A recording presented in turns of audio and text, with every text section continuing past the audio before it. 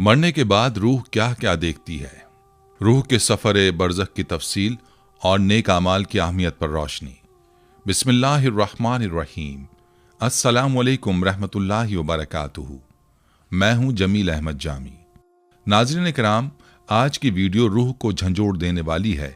हम आपको रूह के सफ़र बरज़ख की हैरत अंगेज़ तफसीलात बताएंगे, जहां फरिश्तों की मुलाकातें, आसमानों की मनाजिल और आमाल की जज़ा व सज़ा के मराहिल का जिक्र है।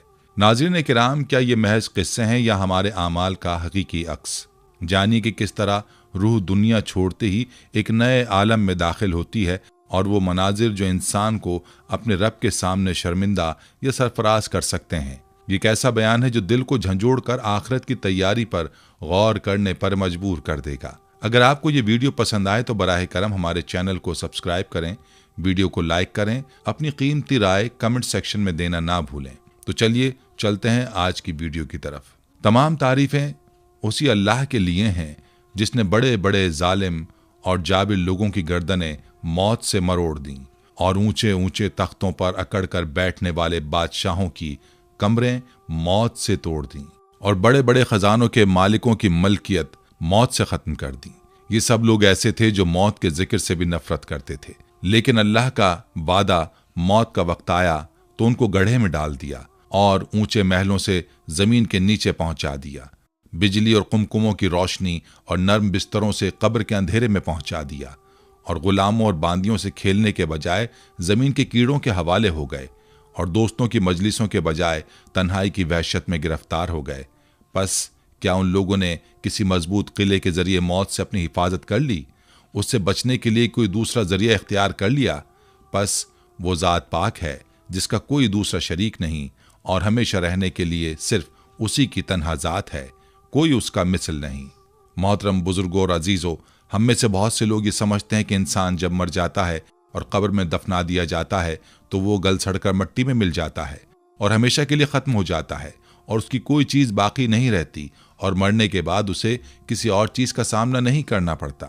मेरे भाइयों, ये बड़ी ख़तरनाक गलती है। हकीकत यह है कि इंसान मरने के बाद एक नई जिंदगी में दाखिल होता है। ये जिंदगी बरज़ख की जिंदगी कहलाती है और बरज़ख के बाद आखिरत की जिंदगी होगी जो हमेशा रहेगी, कभी ख़त्म नहीं होगी। सूरह कौसर के अहम मकासद ये हैं कि हर शख्स को चाहिए कि वो दुनियावी जिंदगी और उसके वक्ती आराम को अपनी मंजिल मकसूद न समझे, क्योंकि इस दुनियावी फ़ानी ज़िंदगी के बाद एक ऐसी ज़िंदगी शुरू होने वाली है जहाँ कभी मौत वाक़ नहीं होगी, जहाँ की राहत और सुकून के बाद कभी कोई तकलीफ नहीं होगी। कुरान और हदीस की रोशनी में हर मुसलमान का ये ईमान व अक़ीदा है कि एक दिन ऐसा ज़रूर आएगा जब दुनिया का सारा निज़ाम ही दरहम बरहम हो जाएगा, आसमान फट जाएगा, सूरज लपेट दिया जाएगा, सितारे टूट टूट कर गिर पड़ेंगे और हज़रत आदम अलैहिस्सलाम से लेकर दुनिया में आने वाले तमाम जिन्न व इंस को अल्लाह के दरबार में ऐसी हालत में हाजिर किया जाएगा कि हर नफ्स को सिर्फ और सिर्फ अपनी ज़ात की फिक्र होगी कि उसका नामा अमाल किस हाथ में दिया जाएगा। उसके बाद उन्हें दुनियावी ज़िंदगी के अमाल की जज़ा या सज़ा दी जाएगी। उस दिन को यौमुल क़यामा कहा जाता है। कुरान और हदीस में उस दिन की सख्ती और हौलनाकी को बयान करते हुए फरमाया गया कि क़यामत का दिन 50,000 साल के बराबर होगा। कुरान करीम में तकरीबन 80 जगहों पर यौमुल क़यामा का लफ्ज़ इस्तेमाल हुआ है और यौमुल आखिर व दारुल आखिरा जैसे अल्फाज का जिक्र कुरान करीम में 20 मरतबा हुआ है। नाज़रीन किराम, हज़रत अबुल हसन काबूसी रहमतुल्लाह अलैह फरमाते हैं कि अहले सुन्नत वल जमात का सही और मोतबर अक़ीदा यह है कि जब किसी इंसान की रूह उसके जिस्म से जुदा हो जाती है तो फरिश्ते उस रूह को आसमान की जानिब लेकर रवाना हो जाते हैं। वो उसे मुख्तलिफ आसमानी मराहिल से गुजारते हुए अल्लाह ताला की बारगाह अक़दस में पहुँचाते हैं, जहाँ रूह को अल्लाह सुब्हाना ताला के हुजूर पेश किया जाता है। उस मुकाम पर अल्लाह ताला उस रूह से मुख्तलिफ सवालात करते हैं ताकि उसकी नेकियों और आमाल का जायज़ा लिया जा सके। अगर ये रूह नेक और साले आमाल की हामिल होती है और वो रूह अल्लाह के नेक बंदों में से होती है तो उसे रूह सईद कहा जाता है, यानी खुशनसीब और कामयाब रूह। अल्लाह ताला उस रूह पर अपनी रहमत और करम का मुजाहरा फरमाते हैं और फरिश्तों को हुक्म देते हैं कि वो इसे जन्नत में ले जाएं ताकि उसे इसके मकाम का मर्तबा दिखाया जा सके। चुनाचे फरिश्ते उस सईद रूह को लेकर जन्नत की जानिब रवाना हो जाते हैं और उसे जन्नत के मुख्तलिफ मकामात दिखाते हैं ये रूह जन्नत की नेमतों, खूबसूरतियों और सुकून को देखकर खुशी और राहत महसूस करती है। ये रूह जन्नत की उन खुशबुओं, मनाज़िर और नेमतों को देखकर अल्लाह का शुक्र अदा करती है। फरिश्ते जन्नत में उसके लिए मखसूस मकाम की निशानदही करते हैं और उसे बताते हैं कि ये जगह उसके लिए दुनिया में किए गए नेक आमाल के सिले में तैयार की गई है। ये मुबारक रूह जन्नत की नेमतों का मुशाहिदा करने के बाद अपने उस वक्त के लिए मुंतज़िर रहती है जब क़यामत के दिन उसे हमेशा के लिए नेमतों से नवाजा जाएगा। यह अल्लाह की तरफ से रूह के लिए एक रहमत और खुशखबरी होती है जो उसकी रज़ा और खुशनुदी की अलामत होती है। नाज़रीन किराम, जब मैयत को गुस्ल दिया जा रहा होता है तो उस वक्त उसकी रूह को कुछ देर के लिए वापस लौटा दिया जाता है ताकि वो अपने जिस्म के करीब मौजूद हो। उलमा और बुजुर्गों के बयानात के मुताबिक मैयत की रूह को गुस्ल और कफन के दौरान जिस्म और कफन के दरमियान रखा जाता है। उस लम्हे में मैयत अपने इर्द गिर्द के माहौल से किसी हद तक आगाह होती है। जब मैयत को गुस्ल दे दिया जाता है और उसे कफन पहना दिया जाता है तो उसकी रूह जिस्म के करीब मौजूद होती है। जैसे ही जनाजा उठाया जाता है, मैयत की रूह लोगों की बातों को सुन सकती है। वो गौर करती है कि कौन उसके बारे में अच्छे ख्यालात और तारीफ कर रहा है और कौन बुरी बातें कर रहा है। ये वक्त ऐसा मरहला होता है जिसमें मैयत को अपनी ज़िंदगी के असरात और आमाल के बारे में अंदाज़ा हो जाता है, क्योंकि वो महसूस कर सकती है कि लोग उसके बारे में क्या सोचते हैं। फिर जब मैयत को कब्रिस्तान पहुंचाया जाता है और नमाज जनाजा अदा की जाती है तो एक अहम मरहला आता है। दफन के बाद मैयत की रूह को दोबारा मुकम्मल तौर पर जिस्म में लौटा दिया जाता है। यह गैर मामूली लम्हा होता है जब मैयत को कब्र में बिठाया जाता है। उस हालत में उसकी रूह और जिस्म का दोबारा इत्तिसाल होता है और वो एक नए इम्तहान के लिए तैयार की जाती है। उसी वक्त दो फरिश्ते, जिन्हें मुनकिर और नकीर कहा जाता है, उसके पास आते हैं। ये फरिश्ते उससे सवालात करते हैं ताकि उसके ईमान, आमाल और ज़िंदगी के बारे में आजमाइश ली जा सके।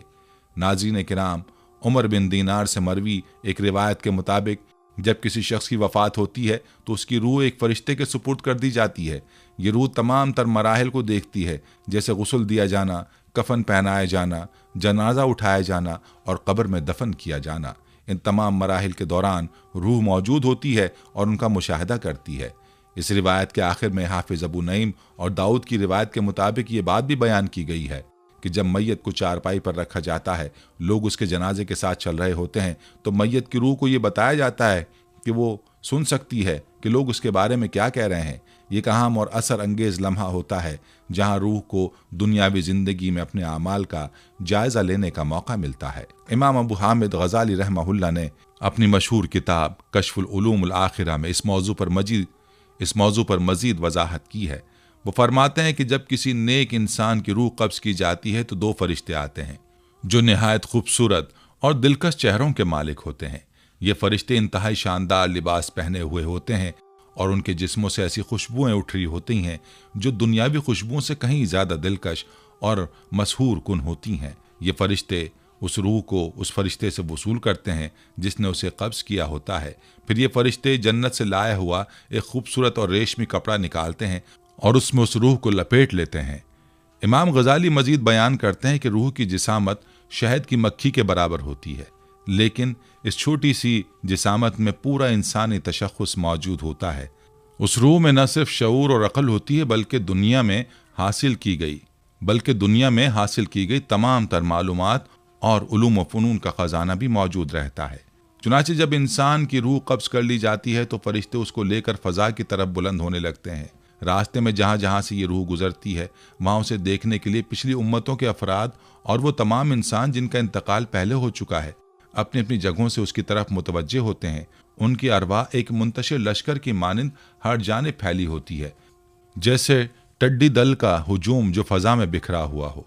ये तमाम अरवाह उस रूह को देखती हैं और उसके बारे में जानने की ख्वाहिश रखती हैं। उसके बाद फरिश्ते उस रूह को लेकर आसमान दुनिया की जानिब रवाना होते हैं। जब वो आसमान दुनिया तक पहुंचते हैं तो वहां के दरवाजे पर अमीन फरिश्ता दस्तक देता है। अंदर से एक फरिश्ता सवाल करता है, कौन है?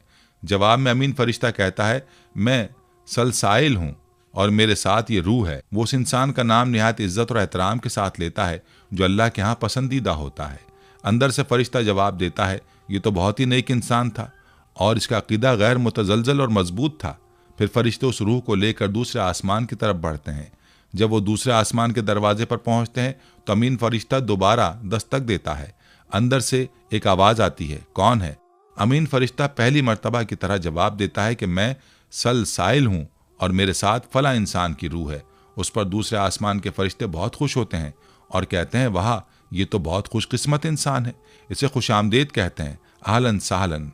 वो फरिश्ते मजीद कहते हैं, ये शख्स अपनी तमाम फ़राइज़ को उम्दगी से अदा करता था और अपनी नमाजों की हिफाजत करने वालों में से था। जब रूह तीसरे आसमान पर पहुंचती है तो फिर इसी तरह दरवाज़ा खटखटाया जाता है। दरवाज़ा खोलने पर फरिश्ता फिर सवाल करता है कि आप कौन हैं, और जवाब में फिर वही आवाज़ आती है, अमीन हूँ। इस पर अंदर से एक आवाज़ आती है जिसमें कहा जाता है कि फ़लाँ शख्स को खुशामदेद कहा जाए, क्योंकि शख्स अपने माल में अल्लाह के हुकूक को पूरा करने में कोई कमी नहीं करता था। इसमें ना तो कंजूसी थी और ना ही किसी किस्म का फ्रॉड या हीलाकारी। इसका मतलब ये है कि वो शख्स अपनी दौलत में अल्लाह की रज़ा के लिए हर मुमकिन कदम उठाता था और उसके अंदर कोई भी ऐब या किसी किस्म की चालबाजी नहीं थी। इसी तरह जब वो चौथे आसमान पर पहुंचते हैं तो वहां भी एक दरवाज़ा खटखटाया जाता है। दरवाज़ा खोलते वक्त फिर सवाल किया जाता है कि आप कौन हैं। उस पर वही जवाब आता है कि अमीन हूँ, और फिर अंदर से खुशामदेद की आवाज़ सुनाई देती है और वहाँ मौजूद फरिश्ता मजीद कहता है कि शख्स रोज़े रखता था और बहुत अच्छे तरीके से रखता था। इसके रोज़े न सिर्फ इसने फरीज़ा समझ कर रखे, बल्कि उन रोज़ों की हालत में वो हराम खाने से बचता था और ना ही वो अपने रोज़े के दौरान बेहुदा और गुनहगार कामों में मुलव्विस होता था। इससे मुराद ये है कि वो शख्स रोज़ों को हकीकी रूह के साथ रखता था, यानी रोज़े की हालत में अपने अमाल को गुनाहों से महफूज रखता था और उसके रोज़े कभी भी बेहुदा या बेदिली से नहीं होते थे। उसके बाद जब इंसान की रूह पांचवें आसमान पर पहुंचती है तो वहां भी एक दरवाज़ा खटखटाया जाता है और वहां वही सवालात और जवाबात का सिलसिला शुरू होता है जो पिछले आसमानों पर था। फरिश्ते उसे खुशामदेद कहते हैं और उसकी रूह को मुबारकबाद देते हुए कहते हैं, आहलन व सहलन, यानी खुशामदेद, तुम्हारे लिए खुशी का वक्त आया है, क्योंकि तुमने अल्लाह की तरफ से फ़र्ज़ हज को खालिस नीयत के साथ किसी किस्म की शोहरत या नमूद की ख्वाहिश के बगैर सिर्फ अल्लाह की रज़ा के लिए अदा किया था। इसी तरह फिर छठे आसमान पर पहुंचने के बाद रूह के साथ वही सवालात होते हैं और फिर फरिश्ते अपनी ज़बान से कहते हैं, पाकीज़ा रूह और साले मर्द को खुशामदीद, क्योंकि ये शख्स अपने वालिदैन का बहुत फर्माबरदार और अच्छा बेटा था। इसकी ज़िंदगी में वालिदैन के हुकूक का बहुत एहतराम करता था और इसकी बदौलत इसके लिए एक दरवाज़ा खुल जाता है जिससे रूह को राहत और सुकून मिलता है। ये शख्स तो सचमुच में एक बहुत अच्छा आदमी था जो अपने वक्त का ज़्यादातर हिस्सा इस्तग़फ़ार करने में गुजारता था। वो पोशीदा तौर पर सदका देता था, यतीमों की कफालत करता और मिस्किनों की मदद में पेश रहता था। इसके लिए दरवाज़ा खोल दिया जाता है और रूह को वहाँ अज़मत व जलाल के अजीम पर्दों और शामियानों तक पहुँचा दिया जाता है, जहाँ फिर एक और इम्तहान की सूरत में ये सवाल पूछा जाता है, तुम कौन हो। ये सवाल उस वक्त होता है जब रूह उस मकाम तक पहुँचती है जहाँ उसका हकीकी मर्तबा और उसकी पाकीज़गी ज़ाहिर हो चुकी होती है। फरिश्ता जो रूह को अमानत के तौर पर लेकर आया होता है उसका जवाब देता है कि ये फ़लाँ शख्स है, और जैसे ही फरिश्ते का जवाब मुकम्मल होता है वो फरिश्ते कहते हैं, आहलन व सहलन, यानी खुशामदेद नेक बंदे और पाकीज़ा रूह को, यानी खुशामदेद नेक बंदे और पाकीज़ा रूह को। ये वो शख्स था जो अपनी ज़िंदगी में कसरत से इस्तग़फ़ार करता था, हमेशा लोगों को अच्छी बातों की तरफ बुलाता था, नेक कामों की तबलीग करता था और मिस्किनों की इज्जत और एहतराम करता था। उसकी ज़िंदगी इस बात की अक्कास थी कि वह हमेशा दूसरों की मदद करने और अच्छे कामों को फ़रोग़ देने की कोशिश करता रहता था। उसके बाद जब रूह को लेकर फरिश्ता मलाइका की जमात के दरमियान से गुजरता है तो हर तरफ से मलाइका उस रूह को खुशामदेद कहते हैं और उसे खैरियत की बशारत देते हैं। वो उससे मुसाफ़ा करते हैं और उसके साथ हमदर्दी और मोहब्बत का इजहार करते हैं, यहाँ तक कि जब रूह सिदरतुल मुंतहा तक पहुँचती है मलाइका की जमात उसका इस्तकबाल करती है और हर दरवाजे के करीब से गुजरते हुए खुशी का इजहार करती है। जब फरिश्ता उस रूह को लेकर दरवाजे तक पहुंचता है तो वहां से अंदर से आवाज़ आती है, तुम कौन हो। उस पर फरिश्ता जवाब देता है कि मैं फ़लाँ हूँ और मेरे साथ फ़लाँ की रूह है। अंदर से फिर आवाज़ आती है कि तुम्हारा इस्तकबाल खुशी से किया जाता है, क्योंकि तुम्हारा अमल दुनिया में नेक था और तुम्हारी हर हरकत अल्लाह की रज़ा और खुशनुदी के लिए थी। इसके बाद दरवाज़ा खोल दिया जाता है और फरिश्ता रूह को अंदर ले जाता है। उसके बाद फरिश्ता उस रूह के साथ मुख्तलिफ समंदरों से गुजरता है। सबसे पहले वो आग का समंदर आता है जिससे फरिश्ता और रूह बगैर किसी नुकसान के अबूर कर जाते हैं। उसके बाद नूर का समंदर आता है जिसकी रोशनी हर तरफ फैली होती है और रूह उस समंदर को भी सुकून से अबूर करती है। उसके बाद बहर जुल्मत आता है जो तारीकी में डूबा हुआ होता है, लेकिन ये समंदर भी रूह और फरिश्ते के लिए कुछ नहीं होता। फिर पानी का समंदर आता है जिसमें रूह और फरिश्ता बिल्कुल आसानी से गुजरते हैं। उसके बाद बर्फ का समंदर आता है जहां सर्दी का शदीद असर होता है, लेकिन रूह उससे भी बखूबी गुजर जाती है। उसके बाद ओलों का समंदर आता है जो ठंडक और बर्फ से भरपूर होता है, लेकिन ये समंदर भी रूह के लिए महज एक आजमाइश बनकर रह जाता है। हर एक समंदर के दरमियान का फासला 1000 साल की मुसाफत पर मुश्तमिल होता है, और इन सब समंदरों को अबूर करने का अमल इतना तवील और मुश्किल होता है कि हर समंदर के दरमियान एक गहरा फासला महसूस होता है, लेकिन रूह और फरिश्ता अपनी मंजिल की तरफ बढ़ते रहते हैं और हर एक समंदर को अबूर करते हैं। फिर अल्लाह ताला की अजमत और जलाल की तजल्लियात में जो हिजाबात पर्दे डाले गए हैं, उनमें से हर पर्दे में इतनी रोशनी है कि उनमें सूरज की शिद्दत और रोशनी भी मान पड़ जाए। ये वो पर्दे हैं जो अर्श इलाही के इर्द गिर्द मौजूद हैं, और उनमें सुराख किए गए हैं जिनसे हर खैमे के अंदर दुनिया की तमाम राज और हकीकतें ज़हूर पाती हैं। ये खैमे इतने बड़े हैं कि इनमें से हर खैमे के अंदर मजीद 80,000 झरोके और रोज़न रखे गए हैं जिनसे अल्लाह की अजमत और जलाल की शान ज़ाहिर हो रही हैं। हर एक झरोके और रोज़न में इतने बड़े चांद रखे गए हैं कि अगर इन चांदों में से कोई भी चांद दुनिया के आसमान पर जाहिर हो जाए तो उसकी रोशनी से पूरा आसमान जगमगा उठेगा और लोग उस चांद की पूजा करने लगेंगे। ये चांद इतने बड़े और ताबा हैं कि इनकी रोशनी के सामने दुनिया का सारा माहौल रोशन हो जाए और लोग इनकी नूरानी रोशनी में महव होकर अपनी इबादत की समत बदल देंगे। ख़वातीन व हज़रात, ये चांद अल्लाह की तस्बीह, तहमीद और तक़द्दुस बयान करते हैं। हर चांद की तस्बीह में अल्लाह की अज़मत का जिक्र होता है और हर चांद के अंदर अल्लाह की वहदानियत की गवाही होती है।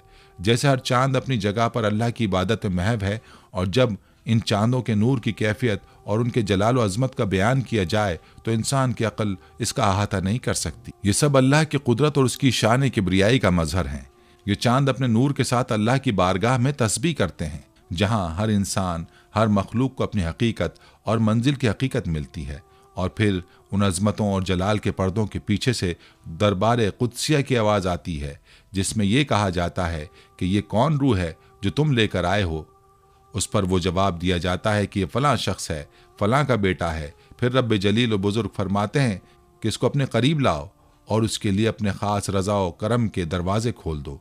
जब वो रूह अल्लाह की बारगाह में हाजिर होगी और फरिश्ते उस रूह को अल्लाह के सामने ले आएंगे तो अल्लाह ताला अपनी बेइंतहा रहमत व करम से उस रूह को देखकर उसे अजाब और मलामत के बजाय अपने अफ़्व व करम से नवाजेगा। बंदा उस वक्त शदीद परेशानी में मुब्तला हो जाएगा और उसे ये महसूस होगा कि शायद वो हलाक हो चुका है, लेकिन फिर अल्लाह ताला की मेहरबानी और रहमत से उस पर अफ़्व व करम की बारिश होगी और अल्लाह अपने फजल से उसके तमाम गुनाहों को माफ़ फरमा देगा। इस रिवायत में और पिछली रिवायतों में कुछ नुक्ते हैं जिन पर बात करना ज़रूरी है। एक ये कि रूह जब निकलती है तो फरिश्ते उसे ले लेते हैं और फिर उन फरिश्तों को दे देते हैं जो आगे उसे लेकर जाते हैं।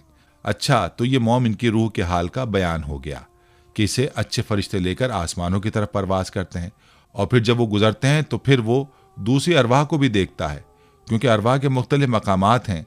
याद रखें, बरज़ख में मुख्तलिफ अरवाह के मुख्तलिफ मकामात हैं। तो शुरू की रिवायत में आज के दर्स में हमने बताया कि वो उन मकामात से गुजरती और देखती है दूसरी अरवाह को, और फिर वो उन मदारिज को तय करती है, और हर आसमान में दरवाजे हैं। उन दरवाज़ों में दाखिले के लिए फ़रिश्तों को भी इजाज़त चाहिए।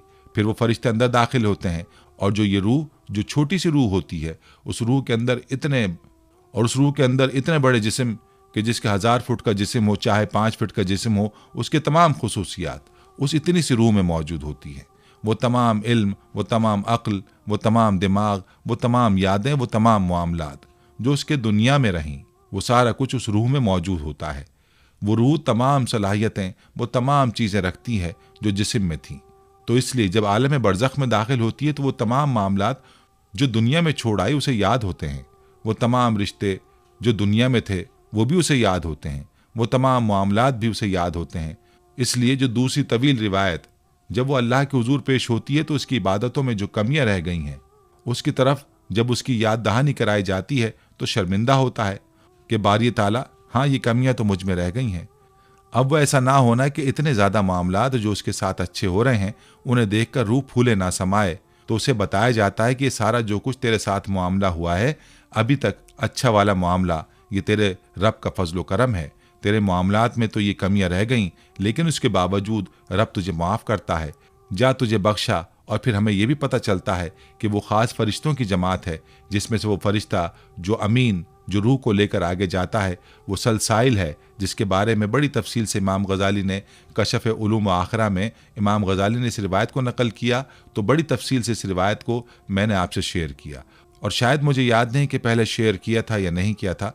और ये भी याद रखें कि रूह वहाँ पर मामलात से गुजर रही होती है और एक एक समंदर के दरमियान हजार हजार साल की मुसाफत है, लेकिन रूह ये सारे मराहिल आनन फानन पलक झपकते में तय करके वापस भी आ जाती है। रूह के साथ और साथ साथ ये मामलात भी हो रहे हैं, वो वापस भी आ गई है, वो देख रही है कि उसे कौन नहला रहा है, वो देख रही है कि उसे कौन कफन पहना रहा है, वो देख रही है कि उसे कौन कब्र की तरफ ले जा रहा है, वो एक एक शख्स को देख रही है, यहाँ तक कब्र में उसे दफना दिया जाता है और फिर रूह जिस्म में आती है। और रूह का जिस्म में आना अब इस तरह नहीं है जैसे पैदाइश के वक्त था। जिस्म और रूह का एक ताल्लुक बाकी है, क्योंकि देखें ना कि हर जिस्म को तो कब्र नहीं मिलती, बहुत सारे जिस्म तो ख़त्म हो जाते हैं, कब्र ही नहीं मिलती। कोई पानी में गर्क हो गया, कोई जल गया, कोई उड़ गया, किसी के परख से उड़ गए, मुख्तलिफ कैफियतों में लोग मरते हैं। ये रूह तमाम मामला देख रही है और फरिश्ते उसे कह भी रहे हैं, देख ले लोग तेरे पीछे तुझे किन अल्फाज में याद कर रहे हैं। वो सब की बातें सुनती है। लिहाजा नाज़रीन किराम, हमें तौबा इस्तग़फ़ार करनी चाहिए, नमाजों की पाबंदी करनी चाहिए, गुनाहों से बचना चाहिए। आखिरत की मंजिल ही असल मंजिल है, क्योंकि तुम्हें तो दुनिया की ज़िंदगी अपनी तरफ खींचती है।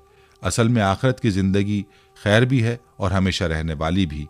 और आखिरत की मंजिल की पहली घड़ी कब्र है, और कब्र का अजाब असल में रूह को होता है। सवालात भी हकीकत में रूह से ही होते हैं।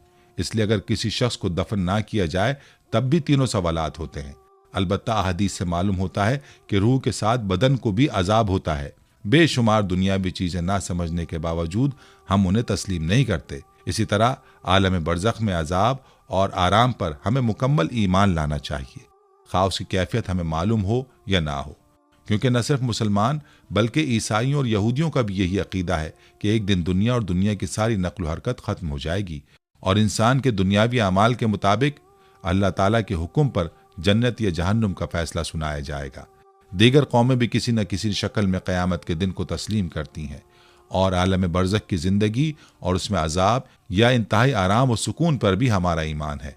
इसी तरह हमारा ये ईमान भी है कि अल्लाह ताला ने नेक बंदों के लिए अपना मेहमान खाना जन्नत तैयार कर रखा है, जहाँ आराम व आसाइश का ऐसा सामान अल्लाह ताला ने मुहैया कर रखा है कि कोई बशर उसे सोच भी नहीं सकता। दूसरी तरफ काफिरों और गुनाहगारों के लिए भड़कती हुई आग की शक्ल में जहन्नुम है, जहाँ पीप और बहता हुआ खून ग़िज़ा के तौर पर पेश किया जाएगा। अल्लाह ताला जहन्नुम से निजात और बग़ैर हिसाब व किताब के जन्नतुल फिरदौस का फैसला फरमाए, आमीन। जी नाज़रीन, ये थी हमारी आज की वीडियो। उम्मीद करते हैं कि आपको ये वीडियो पसंद आई होगी। अगर आपको ये वीडियो अच्छी लगी हो तो वीडियो को ज़्यादा से ज़्यादा लोगों तक पहुँचाएँ, वीडियो को लाइक करें और अपनी कीमती राय कमेंट सेक्शन में ज़रूर शेयर करें। हमारे चैनल को सब्सक्राइब और बेल आइकन को दबाना ना भूलें ताकि आपको हमारी आने वाली वीडियोस का नोटिफिकेशन बर वक्त मिलता रहे। इंशाल्लाह आपसे मुलाकात होगी एक और वीडियो में। तब तक अपने आसपास के लोगों, अपने प्यारों और अपने आप का खास ख्याल रखिएगा। अल्लाह हाफिज। आखिर में प्यारे दोस्तों, हर वीडियो के इख्तिताम में हमने एक दुआ का सिलसिला शुरू किया हुआ है। जो भी इस दुआ में शामिल होगा, मेरा दावा है कि अल्लाह पाक उसकी तमाम जायज़ हाजात को पूरा करेंगे। अपनी दुआ का आगाज़ दुरूद इब्राहिमी से करते हैं। आप सब दोस्त और बहनें पहले मेरे साथ मिलकर दुरूद पाक पढ़ लें और कमेंट्स में आमीन लाजमी लिखिएगा। अल्लाह पाक उस आमीन को लिखने की बरकत से आपकी और मेरी तमाम जायज़ हाजात को पूरा फरमाएंगे। दुआ का आगाज़ करते हैं। बिस्मिल्लाहिर्रहमानिर्रहीम। अल्लाहुम्मा सल्ली अला मुहम्मदिन व अला आलि मुहम्मदिन कमा सल्लैता अला इब्राहीम व अला आलि इब्राहीम इन्नका हमीदुम मजीद। अल्लाहुम्मा बारिक अला मुहम्मदिन व अला आलि मुहम्मदिन कमा बारकता अला इब्राहीम व अला आलि इब्राहीम इन्नका हमीदुम मजीद। तमाम हम्द व सना रब्बे ज़ुल जलाल के लिए हैं, जिसकी रहमत से नाउमीदी नहीं, जिसकी नेमतों से दामन खाली नहीं, जिसकी मग़फ़िरत से मायूसी नहीं, और जिसकी रहमतों का फैजान कभी नहीं रुकता। ऐ अल्लाह पाक, ऐ अल्लाह तू पाक है, तेरा शुक्र अदा करते हैं इस इकरार के साथ कि तेरे सिवा कोई माबूद नहीं, तू सबसे बड़ा है, तेरा कोई शरीक नहीं और ना ही कोई हमसर है। जमीन और आसमान पर जितनी भी मखलूकात हैं, तू सबका मालिक है और तू ही सबका पालने वाला है। ऐ अल्लाह पाक, बिलाशुबा तू हमसे मोहब्बत करता है। यही वजह है कि तूने हमें ईमान की दौलत से नवाजा और हमें अपने महबूब सल्लल्लाहु अलैहि वसल्लम का उम्मती बनाया। या अल्लाह, अपने प्यारे हबीब पाक सल्लल्लाहु अलैहि वसल्लम के सदक़े हमारी जिंदगियों को पुरसुकून और आसान बना दे। या इलाही, हम सब के गुनाह मुआफ फरमा दे, हम सबको आबिद और सहर खेस बना दे, हम पर राज़े शौक़ आश्कार करते, हमें गुलामी मुस्तफ़ा सल्लल्लाहु अलैहि वसल्लम से सरफराज फरमा दे, हमारे दिलों की वीरान बस्ती को अपनी रहमत से आबाद करते और हमें उस रास्ते पर हमेशा कायम रख जो नबी पाक सल्लल्लाहु अलैहि वसल्लम ने बतलाया है। या अल्लाह पाक, हम सबको सच्चे दिल से तौबा करने की तौफीक अता फरमा दे। ऐ रब्ब रहीम, हम गुनाहों की दलदल में डूब गए हैं, हम बदकारियों की मस्तियों में गिर पड़े हैं, हम मायूसियों के अंधेरों में भटक रहे हैं, रहमत इलाही से खुद ही रूठ गए हैं। ऐ अल्लाह, हम निदामत के आंसुओं से नाआशना हैं, हम एक सच्ची तौबा के तलबगार हैं। ऐ अल्लाह पाक, अपनी रहमत से हमें वो सच्ची तौबा अता फरमा। ऐ परवरदिगार, हमें हमारे वालिदैन को, हमारे अहल व अयाल को, हमारे आबा व अजदाद और हमारी आने वाली नस्लों को अपनी आफियत अता फरमा। हम सबको बेहिसाब रिज़्क़ अता फरमा, हम सबको हासिदों के हसद से बचा। दोनों जहानों के मालिक, जब हम थक जाएं तो हमें आराम पहुंचाना, जब मुश्किलें भर जाएं तो आसानी बन जाना, जब हम कमजोर पड़ जाएं तो हमारी ताकत बन जाना, जब हम दुख और तकलीफ में हों तो हमारा मरहम बन जाना, जब हम मायूस हो जाएं तो हमारा भरोसा और यकीन बन जाना, जब हम भूख से निढाल हो जाएं तो तेरी याद ही हमारी गिज़ा बन जाए, जब हर तरफ बेचैनियां भर जाएं तो ऐ पाक परवरदिगार हमारा सुकून बन जाना, जब हमारे अंदर मायूसी का अंधेरा भरने लगे तो उम्मीद की रोशनी बन जाना, जब हर चीज हमारे लिए नामुमकिन हो जाए तो हर चीज को अपने खास फजल करम से मुमकिन बना देना। ऐ अर्ज़ व समा के मालिक, तू गफूर है, तू रहीम है, हम सब की तौबा कबूल करना, हमारे सगीरा कबीरा गुनाहों को धो दे, हमारे दिलों को हिदायत अता फरमा, हमारी जुबान को दुरुस्तगी और नरमी अता फरमा, हम सबको गुनाहों से बचा और नेक अमाल करने की तौफीक अता फरमा। ऐ अल्लाह, जिस तरह तू बारिश बरसाकर सूखी जमीन की प्यास बुझाता है, उसी तरह अपनी रहमत से हमारे दिलों को भी सैराब कर दे। बेशक तू बड़ा मेहरबान और निहायत रहम करने वाला है। ऐ परवरदिगार, हम सबको हर उस नेमत से सरफराज फरमा जिसमें हमारे लिए खैर व बरकत हो, इज्जत व वक़ार हो, राहत व सुकून हो, सेहत और तंदुरुस्ती हो, तरक्की हो, खुशहाली हो और दुनिया और आखिरत की भलाई हो। ऐ हमारे अल्लाह, हमारी जिंदगियों को मोहब्बत का उन्मान बना दे कि हम सबसे ज्यादा तुझसे मोहब्बत करें, तुझको फौकियत दें, तेरी इबादत करें, तेरा हुक्म माने, तेरे बताए हुए रास्ते पर चलते रहें यहां तक कि हमारी जिंदगी तमाम हो जाए और तू हमें अपने नूर से ढांप ले, वो नूर जो हमारे सीने को मुनव्वर कर दे, वो नूर जो कब्र को रोशन कर दे, वो नूर जो पुले सिरात पर रोशनी बन जाए। ऐ हमारे रब, हमको भी उन खुश नसीबों में शामिल फरमा जिनकी तौबा तू कबूल करता है, जिनके गुनाहों को तू अपने फजलो करम और रहमत से नेकियों में तब्दील करता है। या अल्लाह, हमारे पास कोई अमल नहीं है, हमें सिर्फ तेरी रहमत का आसरा है। ऐ परवरदिगार, हमें अपनी रहमत में ढांप ले। ऐ बुलंदियों के बादशाह, ऐ रब्बे कायनात, हमारे दिल और हमारे कदम अपनी रजा की तरफ फेर दे। आमीन या रब्बुल आलमीन।